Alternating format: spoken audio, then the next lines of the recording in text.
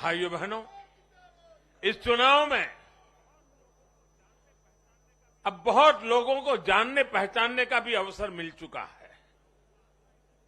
पिछले कुछ चुनावों का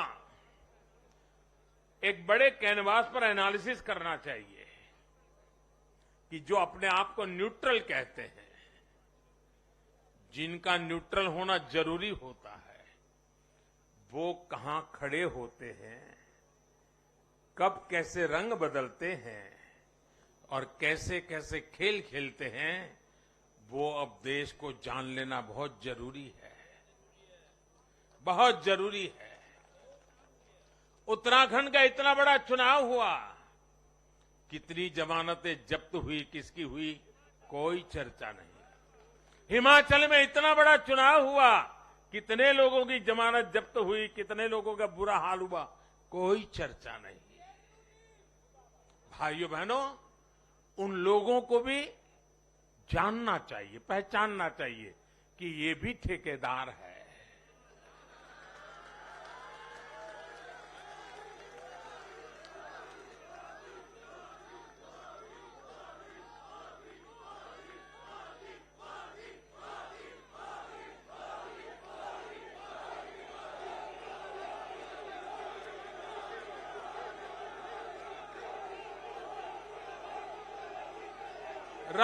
राजनीति में सेवा भाव से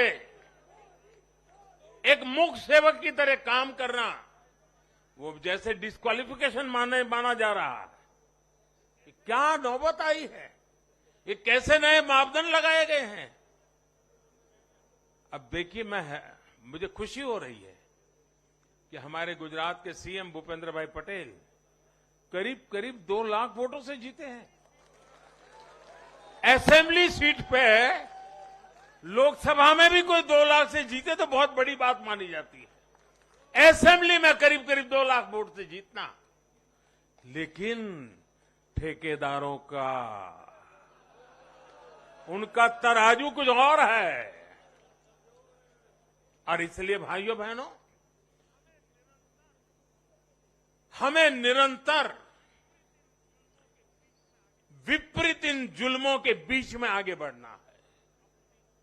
हमें अपनी सहन शक्ति को बढ़ाना है, हमें अपनी समझ शक्ति को बढ़ाना है, और हमें हमारे सेवा भाव का विस्तार भी करना है, हमारे सेवा भाव की गहराई भी बढ़ानी है, और सेवा भाव से ही जीतना है। क्योंकि जो जहां बैठा है वो बदलने वाला नहीं है, उसका इरादा नेक नहीं है जी। और इसलिए हमारी कसौटी है, हर पल हमारी कसौटी है। और मैं तो कभी कभी मानता हूं, और खास करके 2002 के बाद मैं विशेष रूप से मानता हूं, शायद मेरे जीवन का कोई पल ऐसा नहीं गया, कोई कदम ऐसा नहीं रहा जिसकी धज्जियां न उड़ा दी गई हो, जिसकी आलोचना नहीं, धज्जियां उड़ा देना, बाल नोच लेना। लेकिन इसका मुझे बहुत फायदा हुआ, क्योंकि मैं हमेशा सतर्क रहा। हर इस प्रकार की बुरी प्रवृत्ति से कुछ न कुछ सकारात्मक खोजता रहा, खुद में बदलाव लाता रहा, सीखता गया, बढ़ता गया। और जिन लोगों को चारों तरफ से उछालने वाले लोग रहते हैं, कंधे पर बिठा करके नाचने वाले लोग रहते, उनसे सुधरने की भी संभावना नहीं होती है। वो तो जो है वहां से भी बिगड़ेंगे। और इसलिए आलोचनाओं ने भी हमें बहुत सिखाया है। हर आलोचना में से हमारे काम की चीज हमें खोजते रहना है, हमें अपनी शक्ति को बढ़ाते रहना है, और कठोर से कठोर झूठे आरोपों को सहने का सामर्थ्य भी बढ़ाना होगा साथियों, क्योंकि अब जुल्म बढ़ने वाला है। अब मान के चलिए, मुझ पर भी बढ़ने वाला है, आप सब पर भी बढ़ने वाला है, क्योंकि ये सहन नहीं कर पाएंगे, ये पचा नहीं पाएंगे।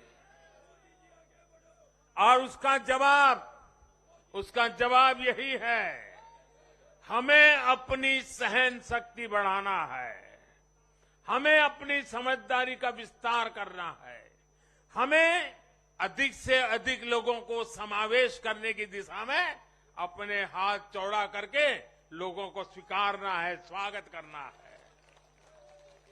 सकारात्मक रास्ता, सेवा भाव का रास्ता, समर्पण का रास्ता, यही मार्ग हमने चुना है, वही मार्ग हमको यहां पहुंचाया है और आगे भी हमारे पुरुषार्थ से, परिश्रम से देश की आकांक्षाओं वाला ये देश भी बनेगा।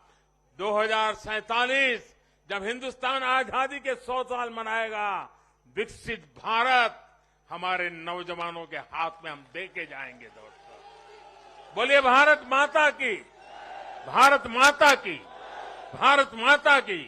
बहुत बहुत धन्यवाद।